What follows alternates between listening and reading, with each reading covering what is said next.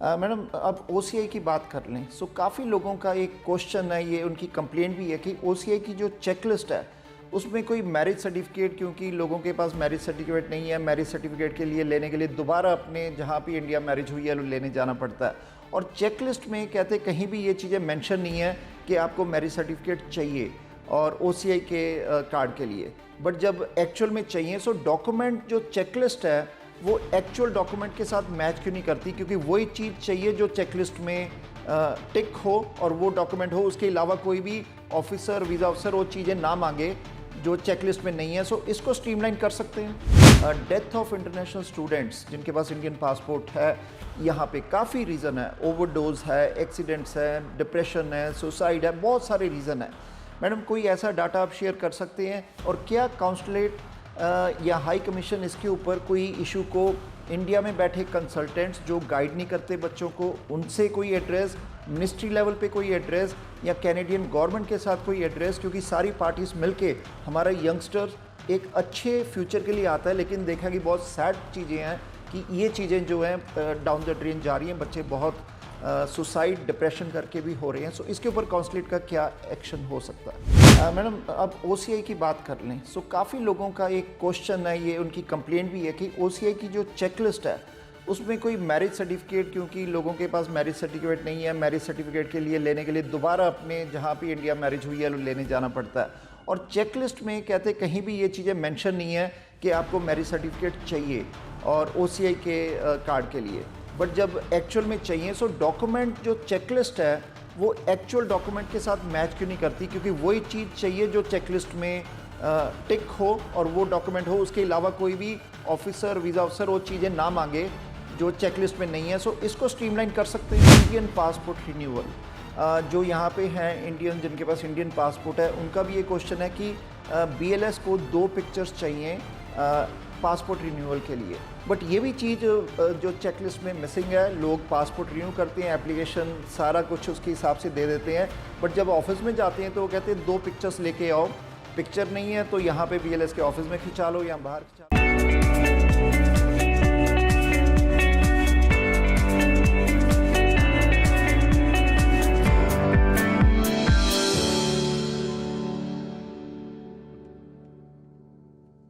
स्वागत है।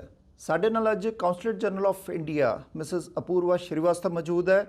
गलबात करेंगे कुछ इशूज़ ते मुद्दों ते, और जिहड़े कम्यूनिटी जिहड़े इंडो कैनेडियन डायस्पोरा है उन्होंने जानना बहुत जरूरी है, क्योंकि काफ़ी कम्यूनिटी के क्वेश्चन आते हैं। सो असी वो सारे क्वेश्चन CGI टोरंटो अपूर्वा जी के सामने रखांगे और उम्मीद है कि उन्होंने जवाब जिहड़े है साडी कम्यूनिटी तक पहुँचूगे। So Apurva ji, welcome to prime Asia.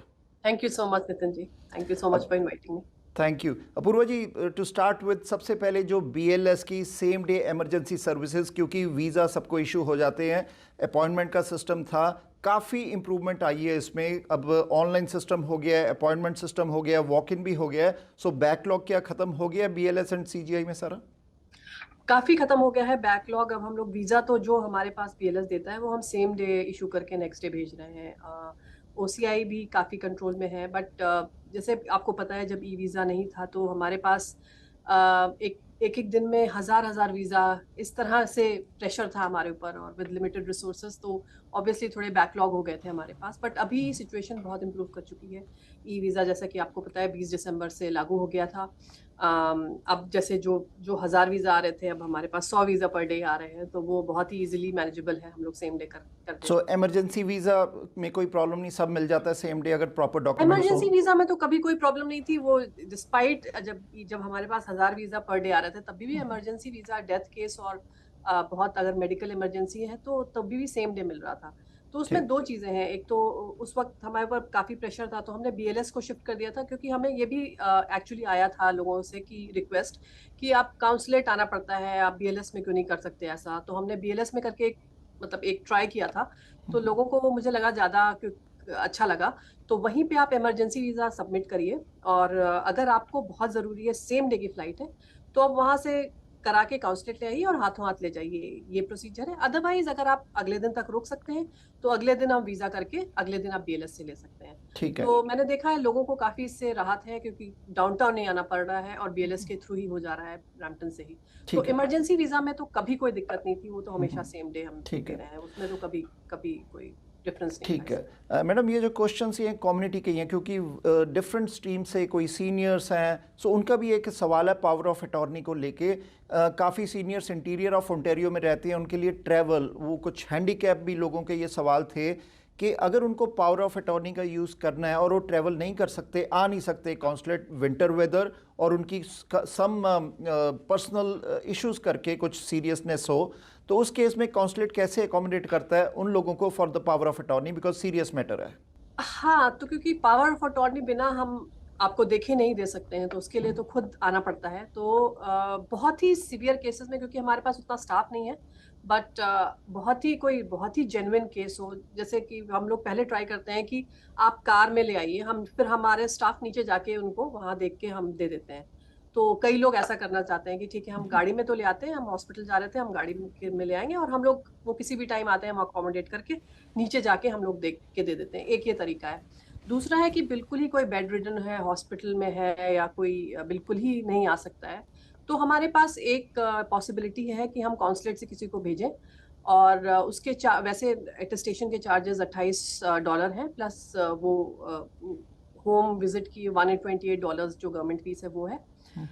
पर वो मैं काफी अवॉइड करते हैं, क्योंकि इतना हमारे पास रिसोर्सेज नहीं है कि वो, क्योंकि वो एक बार कहीं जाने पे आधा एक दिन पूरा लग जाता है, कोई भी हमारा जाएगा। लेकिन बहुत ही सीरियस केसेस में हम कंसिडर कर लेते हैं इसको, हमने ठीक है। 2-3 बार महीने में एक केस में तो हम कर ही लेते हैं इसको। ठीक है। मैडम, अब ओसीआई की बात कर लें। सो काफ़ी लोगों का एक क्वेश्चन है, ये उनकी कंप्लेंट भी है कि ओसीआई की जो चेकलिस्ट है उसमें कोई मैरिज सर्टिफिकेट, क्योंकि लोगों के पास मैरिज सर्टिफिकेट नहीं है, मैरिज सर्टिफिकेट के लिए लेने के लिए दोबारा अपने जहाँ पे इंडिया मैरिज हुई है लेने जाना पड़ता है, और चेकलिस्ट में कहते कहीं भी ये चीज़ें मेंशन नहीं है कि आपको मैरिज सर्टिफिकेट चाहिए और ओसीआई के कार्ड के लिए। बट जब एक्चुअल में चाहिए, सो डॉक्यूमेंट जो चेकलिस्ट है वो एक्चुअल डॉक्यूमेंट के साथ मैच क्यों नहीं करती? क्योंकि वही चीज़ चाहिए जो चेकलिस्ट में टिक हो और वो डॉक्यूमेंट हो, उसके अलावा कोई भी ऑफिसर, वीज़ा ऑफिसर वो चीज़ें ना मांगे जो चेकलिस्ट में नहीं है। सो इसको स्ट्रीमलाइन कर सकते हैं? नहीं, इसको आपने बोला तो फिर मैंने फिर से एक बार करवाया है। तो जो मैंने देखा, जो हमारी चेकलिस्ट है उसमें एक्चुअली जो मैरिज सर्टिफिकेट है वो तभी जरूरत होगी जब आप स्पाउसल ओसीआई ले रहे हैं। मतलब अगर मैं अपने लिए ले रही हूँ ओसीआई, और तब मुझे मैरिज सर्टिफिकेट की कोई जरूरत नहीं है। लेकिन यदि मैं हमारा स्पाउस है जो कि इंडियन ओरिजिन का नहीं है, मैं उसके लिए उसके अपने बेसिस पे ले रहे हो, तब मैरिज सर्टिफिकेट की जरूरत होती है। तो वो एक्चुअली आप मतलब चेकलिस्ट में तो है, नॉर्मल चेकलिस्ट में नहीं है, बिकॉज जैसे अगर मैं अपने लिए ले रही हूँ तो जरूरत ही नहीं है मैरिज सर्टिफिकेट की। अगर हम अपने ओसीआई के बेसिस में स्पाउस के लिए ले रहे हैं तब मैरिज सर्टिफिकेट की जरूरत होती है। तो वो जहाँ स्पाउसल ओसीआई है उस चेकलिस्ट में है, मैंने देखा। लेकिन अगर आप लग रहा है कि उतना क्लैरिटी नहीं है, तो फिर मैं एक बार फिर से देख के इसको स्ट्रीमलाइन करने की दोबारा कोशिश। बिल्कुल, क्योंकि हमें कम्युनिटी की फीडबैक आई है इसमें कि काफ़ी इशू उनको फेस करना पड़ता है। वो कहते हैं कि दोनों स्पाउसल इंडिया के हैं, मैरिज वहाँ पे हुई है, अब उन्होंने ओसीआई सिटीज़न बन गए हैं, ओसीआई लेना है, तो उनको मैरिज सर्टिफिकेट की रिक्वायरमेंट ऑफिसर डाल देते हैं, लेकिन जबकि उनकी मैरिज हुई है लेकिन सर्टिफिकेट नहीं लिया जहाँ भी। अब वो कहते हैं पहले इंडिया ट्रैवल करेंगे, सर्टिफिकेट लेंगे, तब आके दोबारा अप्लाई करेंगे। सो चेकलिस्ट में अगर हो मैंडेटरी, सो कॉन्सुलेट का भी टाइम सेव होगा और रेजिडेंट्स का भी। बिल्कुल, I totally agree with you, क्योंकि अगर क्लैरिटी नहीं है, क्योंकि अगर कोई दोनों इंडियन ओरिजिन है तो दोनों they should apply for independent OCI. उनको स्पाउसल ओसीआई लेने की जरूरत ही नहीं है, वो अपने पासपोर्ट के बेसिस पे ओसीआई ले सकते हैं, और दूसरा जो हस्बैंड है वो भी अपने पासपोर्ट के बेसिस पे ओसीआई ले सकता है। पर कभी कभी ये होता है कि लोग हस्बैंड ने ले लिया पहले, तो फिर वाइफ सोचती है कि हम हस्बैंड के, या हस्बैंड सोचते हैं कि वाइफ से। तो अगर आप स्पाउसल कैटेगरी में जाएंगे तब वो मैरिज सर्टिफिकेट उनको मांगना चाहिए, नॉर्मली नहीं मांगना चाहिए। तो अगर लोगों को प्रॉब्लम हो रही है तो मैं जरूर इसमें देखूंगी और एक बार चेकलिस्ट में दोबारा चेक करूंगी। ठीक है। रिन्यूअल ऑफ ओसीआई कार्ड, इसमें भी हमें काफ़ी क्वेश्चन आए हैं कि 50 ईयर्स की एज जब कोई क्रॉस कर जाता है तब उनको कहते हैं कि अपनी पिक्चर अपलोड की जाए वेबसाइट पे, और इसका थोड़ा सा हमें रिन्यूअल का थोड़ा सा समझा दो कैसे ये वर्क करता है और क्या क्या रिक्वायरमेंट है। इसमें जब भी यदि आप अपना अगर आपका पासपोर्ट चेंज होता है, नंबर चेंज होता है 50 के पहले भी, या कुछ कोई और पर्सनल डिटेल इंपॉर्टेंट चेंज होती है, तब आप जाके ये एक ociservices.gov.in करके एक वेबसाइट है, इसमें आपको कुछ नहीं करना है, आपको जाके अपना पर्सनल पर्टिकुलर डिटेल्स अपडेट करना है। इसमें हमारे पास आने की जरूरत नहीं है, कोई फीस नहीं है इसमें, बस अपना अपडेशन है। और 50 साल के बाद भी आपको अपनी नई फोटो, और अगर कुछ और चेंजेस हुए हैं पर्सनल उसमें, तो 50 साल के बाद मैंडेटरी है कि आप जाइए और इन ociservices.gov.in, और वहां पे अपना फोटो अपडेट करिए, और पासपोर्ट अगर चेंज हुआ है तो वो अपडेट करिए, और आपको एक्नॉलेजमेंट आ जाएगा, और आप उसी बेसिस पे ट्रैवल कर सकते हैं, मतलब कोई आपको दिक्कत नहीं होगी। तो इसमें मैडम, कोई बहुत ही इजी है ये। बट ये चीज़ें चेकलिस्ट में मिसिंग है, जो हमें फीडबैक मिलती है कम्युनिटी की, कि अगर इसको स्ट्रीमलाइन कर दिया जाए चेकलिस्ट में, और ये जो आपने लिंक बताई ये उसमें भी डाल दिए जाएं कि ओसीआई की चेकलिस्ट है, तो बहुत इजी हो जाएगा कि टाइम हाँ, सेविंग ऑल पार्टीज। नहीं नहीं, ये जरूर, ये सब कुछ है हमारी वेबसाइट पर may be it's not very easily, मतलब बहुत इजी इससे सर्चेबल, नहीं होगा। बिल्कुल। तो मैं खुद निकाल के देखती हूँ, और मैं ठीक है, इसको इजी करने की कोशिश। अगर चेकलिस्ट में एंटर हो जाए, लोग सिर्फ चेकलिस्ट प्रिंट करते हैं, उस हिसाब से डॉक्यूमेंट कर दें, और इट्स इजी प्रोसेस देन। हाँ, नहीं, जैसे ठीक है। कि मैंने अभी आने से पहले वेबसाइट देखी अपनी, तो हाँ उसमें जी। एक तो है ओसीआई, नई ओसीआई अप्लाई करने का एक टैब है, और एक है कि अपडेशन ऑफ ओसीआई, उसके अंदर ठीक। ये सब है। लेकिन ठीक। अगर आप चाहते हैं कि एक ही चेकलिस्ट हम बनाए, जस्ट सो बिल्कुल। That people know everything in one go, बिल्कुल। Instead of going to various links, तो फिर हम एक में जरूर करने की कोशिश करेंगे। ठीक है। इसी यही फीडबैक हमें आप लोगों से चाहिए टू इम्प्रूव। बिल्कुल, क्योंकि ये जो क्वेश्चन है ये हमें भी टाइम टू टाइम कम्युनिटी की तरफ से जी आते जी हैं, तो हम सोचते हैं कि उसको एड्रेस किया जाए, और उस पर जो भी सोल्यूशन है कॉन्सुलेट उस पर एक्शन ले सकता है। नहीं नहीं, मैं आपको हाँ जी। थैंक्स भी करना चाहूंगी कि आपने, पिछली बार हमारा इंटरव्यू हो नहीं पाया था, पर आपने कुछ क्वेरीज भेजी थी, उसके हाँ बेसिस पे जी। मैंने 4-5 चीजें अपने ठीक। हम लोगों ने इम्प्लीमेंट किया, because based on your thank you. Feedback. So thank you so much for giving us this feedback, because thank you. हम भी यही चाहते हैं कि हर कुछ स्ट्रीमलाइन हो, और कुछ चीजें हमारे हाथ में नहीं है, कुछ चीजें आर बियॉन्ड आवर कंट्रोल। जैसे ई बिल्कुल। वीजा जब नहीं था तो हम लोग या, कुछ नहीं कर सकते थे, बट कुछ चीजें हमारे हाथ में है, हमारी वेबसाइट, हमारी चेकलिस्ट, तो वो इम्प्रूव करने के लिए अगर आप लोग सजेशंस दे रहे हैं तो इट्स मोस्ट वेलकम। ठीक है madam, moving to next, Indian passport renewal.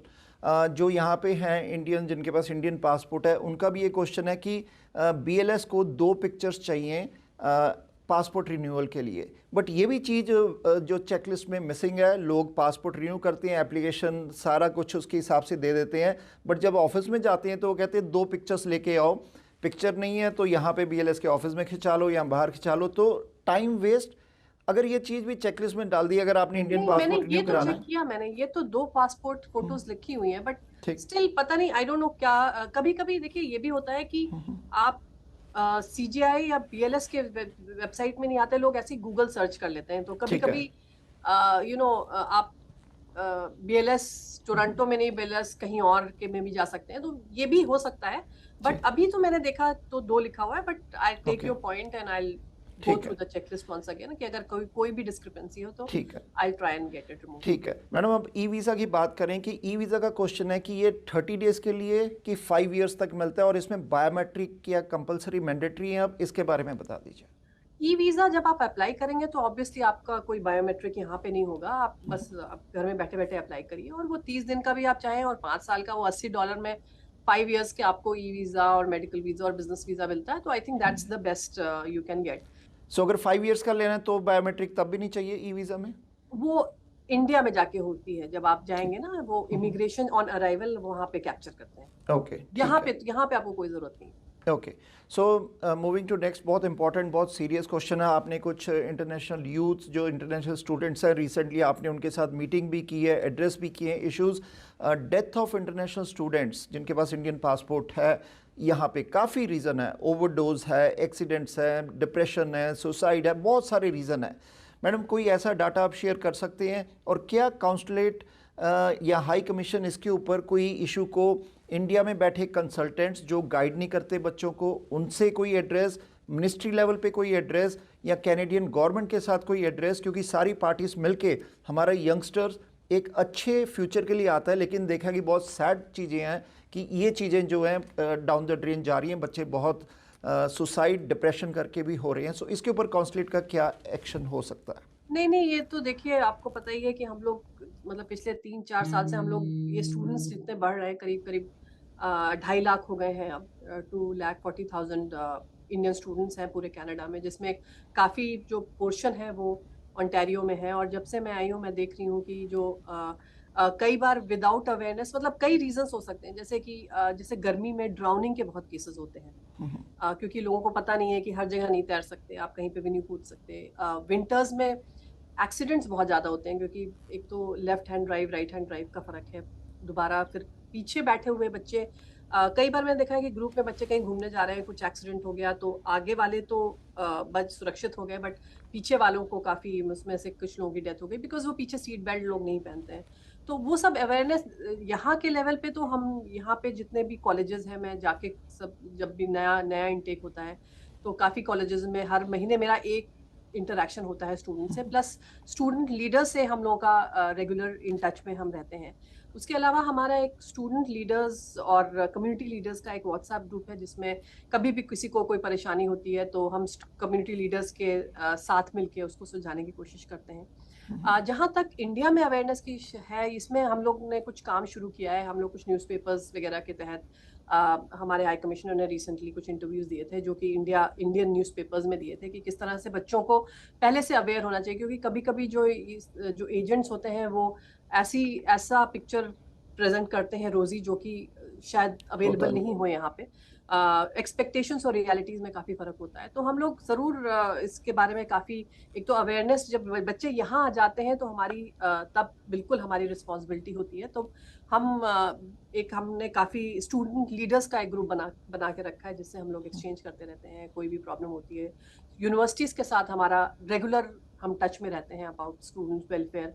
और मेरा जो जुरिस्डिक्शन है मैनिटोबा से अटलांटिक्स तक का, तो मैं सारी जगह जा चुकी हूँ, सारे यूनिवर्सिटीज कॉलेजेस में मैं मिल चुकी हूँ। अपने सारे कॉन्टैक्ट्स हैं, हमारे जो वेलफेयर कम्युनिटी काउंसिल वेलफेयर है, उनके कॉन्टैक्ट सबके पास है।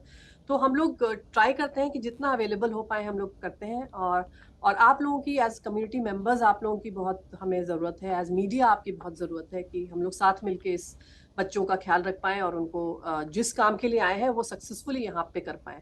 पर जैसा आपने बोला कि हम लोग ज़रूर कैनेडियन गवर्नमेंट के साथ बात करके, और जो इमिग्रेशन है उनके साथ बात करके इसको और अच्छा कर सकते हैं, और हम लोग करते रहेंगे इसकी। मैडम, कोई डाटा है कि 2022 में या 21 में कितने जो इंडियन पासपोर्ट होल्डर्स उनकी कनाडा में डेथ हुई है? हमारे पास जैसे 2021 में हमारे डेटा में के 81 नंबर ऑफ डेथ्स हमने रजिस्टर करी हैं। ठीक है। और 2022 में 106 डेथ्स हमने रजिस्टर करी हैं। अब इसमें बहुत कितने Different स्टूडेंट्स हैं ये मैं अलग से नहीं कह सकती, बट ये बिल्कुल। टोटल नंबर ऑफ डेथ्स जो हमने रजिस्टर करी हैं। ठीक है। तो ये काफी, एक तो है कि काफी पॉपुलेशन बढ़ रही है, तो उसके करस्पॉन्डिंग भी वो इंक्रीज हो रहा है, that is a normal thing. But कई चीजें हैं जो बहुत ही अवॉइड हो सकती हैं, ये सुसाइड, ये ड्रग अब्यूज, बिल्कुल। और इस तरह की चीजें। Of course that's a Canadian issue also. Canadian government का भी इसमें फ़र्ज है, क्योंकि वो जो इशू है यहाँ का लोकल, क्योंकि इस काउंसलिंग होनी चाहिए कॉलेजेस में, बच्चों को बताना चाहिए क्या क्राइम रेट है यहाँ पे, यहाँ का काउंसलिंग बहुत ज़रूरी है। Madam, moving to next, surrender certificate की अगर बात करें, काफ़ी लोगों का क्वेश्चन है कि सरेंडर सर्टिफिकेट उनको नहीं मिल रहा क्योंकि उनके पुराने पासपोर्ट गुम हो चुके हैं। सो उस केस में उनके पास क्या ऑप्शन है सरेंडर सर्टिफिकेट लेने के लिए, जिनके पासपोर्ट गुम हो गए पुराने और अब उनको सरेंडर सर्टिफिकेट की जरूरत पड़ रही है? दो चीजें हैं इसमें। एक तो 2010 से पहले अगर आपका सरेंडर सर्टिफिकेट लॉस हो गया है, तो एक हमने एफिडेविट बनाया है जो कि हमारी वेबसाइट पे है, और उसको नोटराइज करके अटेस्ट करके अगर आप काउंसलेट को देंगे तो हम अप्रूव करेंगे, तो उसको सर्टिफिकेट को साथ लगाने से आपका ओसीआई एप्लीकेशन मिल सकता है। और दूसरा जो है, हमारा जो लॉस्ट पासपोर्ट आफ्टर 2010 जो है, उसमें एक्चुअली हम एक नया, अभी हम लोग उसको एक्सपेरिमेंट कर रहे हैं, वो वैंकूवर भी उसको कर रहा है, कि अगर सरेंडर सर्टिफिकेट हम तभी दे सकते हैं जब पासपोर्ट हो आपके पास। बिल्कुल। तो अगर पासपोर्ट कॉपी अगर आपके पास है, तब फिर हम एक रिनाउंसिएशन सर्टिफिकेट करके कुछ देंगे, वो अभी हम डेवलप कर रहे हैं, वो आई थिंक एक हफ्ते में हमारी वेबसाइट पे हो जाएगा। ठीक है। उसके बेसिस पे आप ओसीआई सर्टिफिकेट ले सकते हैं। लेकिन सबसे आसान तरीका जो हमारी मैनुअल में है वो है नेटिविटी सर्टिफिकेट। तो नेटिविटी सर्टिफिकेट अगर आप जहां आपके हो, अगर आपके रिलेटिव्स अभी भी हो वहां पे, तो वो कोई भी गेजेटेड ऑफिसर उसको अटेस्ट कर देगा कि आप, उसका फॉर्मेट हमारी वेबसाइट पे है, तो उसके थ्रू हम तुरंत आपको ओसीआई कार्ड दे सकते हैं। तो ठीक ये है। 2-3 तरीके हैं। हम आपको प्रेस रिलीज थोड़े दिन में इशू करेंगे तो उसमें और भी डिटेल्ड होगा। और मैं आपसे ये भी कहना चाहती हूँ कि अगर हम आपके साथ, जैसे कि आप इंटरव्यू कर रहे हैं, उसी तरह एक दिन हम ओसीआई का इंटरव्यू करें, ठीक है। उसके वेरियस एस्पेक्ट्स में शुरू में मैं थोड़ा सा बोल दूंगी, बट जो हमारा जो डील करते हैं ओसीआई, उनके थ्रू, और आप सारे क्वेश्चंस जो भी आपको लेने हैं आप ठीक वो है। एक एक करके उनसे पूछें, तो आई थिंक काफी क्लैरिटी हो जाएगी। और बिल्कुल। इसी तरह सरेंडर सर्टिफिकेट में भी हम एक दिन एक कर सकते हैं, या ठीक दोनों है। एक साथ कर सकते हैं। Sure, we can do that. Madam, अब एक इशू है कि अटैक, कनाडा में अटैक ऑन टेम्पल्स, ये काफ़ी देखा गया है। कैनेडियन गवर्नमेंट को भी इसके ऊपर, इंडियन मिनिस्ट्री ने भी, इंडियन गवर्नमेंट ने भी इसके ऊपर लिखा है। सो कॉन्सुलेट का क्या रोल है जब ये देखते हैं कि ऐसे जो हेट क्राइम्स, हेट अटैक्स होते हैं by few people, few organisations here, उसके ऊपर क्या कॉन्सुलेट का वर्जन है? नहीं नहीं, जैसे ही हमें पता चलता है इस बारे में, तो हम तुरंत पहले तो जो, जहाँ जैसे कि दो तीन तीन अभी ऐसे इंसिडेंट्स हुए हैं कुछ महीनों में। एक तो विष्णु मंदिर में जो महात्मा गांधी जी की स्टैचू के पास साथ हुआ। उसके बाद बैप्स टेम्पल पे, बिल्कुल। स्वामीनारायण टेम्पल पे हुआ, और अभी हाल में ही गौरी शंकर टेम्पल पे हुआ। तो सबसे पहला तो हमारा मतलब, हमने, यदि किसी ने, या तो हमें उन्होंने फोन किया या हमने सीधे उनसे बात करी। दूसरा, फिर हम Canadian government, concern Canadian government से हम ये बात उठाते हैं, जैसे कि पुलिस हुई या जो भी पुलिस रेलेवेंट हो, प्रोटोकॉल को हम जरूर लिखते हैं। हमारी जो हाई कमीशन है वो जीएससी को लिखती है, तो ऑब्वियसली, और फिर हम लोग फोन पे भी बात करते हैं। तो मतलब ये बहुत ही ऑफ कोर्स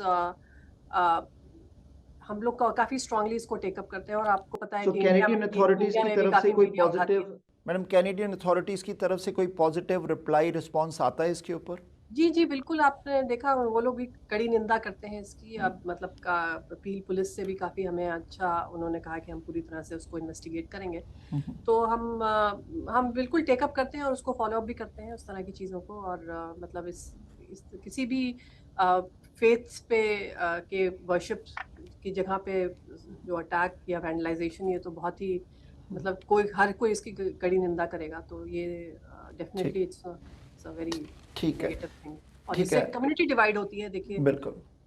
बहुत ही इसका गलत इम्पैक्ट पड़ता है। बिल्कुल। Madam, thank you very much, आपने क्वेश्चंस लिए। हमारे पास टाइम टू टाइम जो भी क्वेश्चन आएंगे हम आपके पास उसको पुट करेंगे, ताकि जो इंडियन डायस्पोरा, उनके कोई भी सवाल हो, कोई भी क्वेश्चन हो, उसको एड्रेस किया जाए और उसके आंसर दिए। Thank you very much for joining हमारे साथ। आज आपने ज्वाइन किया प्रोग्राम में, और जाते जाते आप क्या मैसेज देना चाहोगे इंडियन डायस्पोरा को?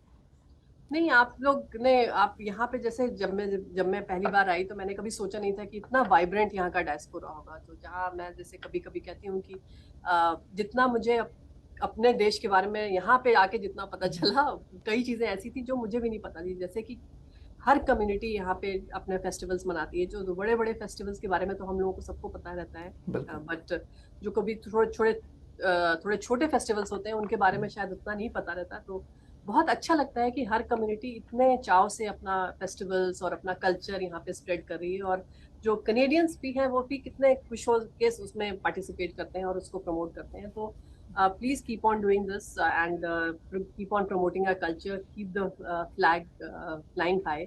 यही आपसे उम्मीद करती हूँ। और इस बार जैसे आपको पता है कि हम G20 के चेयरमैन हैं, तो G20 से रिलेटेड कई चीजें हम करेंगे। और इस बार इंडिया के रिक्वेस्ट पे यूएन ने 2023 को इंटरनेशनल ईयर ऑफ मिलेट्स घोषित किया है। तो उसके लिए भी हम कई इवेंट्स करेंगे। तो अगर आप लोगों को कोई भी आइडिया आता है या कुछ भी आप कुछ करना चाहते हैं, तो आप प्लीज हमें जरूर लिखें। कोई सुझाव हो तो जरूर लिखें। और इसी तरह से हमारा कल्चर प्रमोट करते रहिए, हमारे भारत की शान बढ़ाए रखिए, यही आशा करती हूँ। ठीक है madam, thank you very much for all this information and wish you all the best. Thank you so much. Thank you.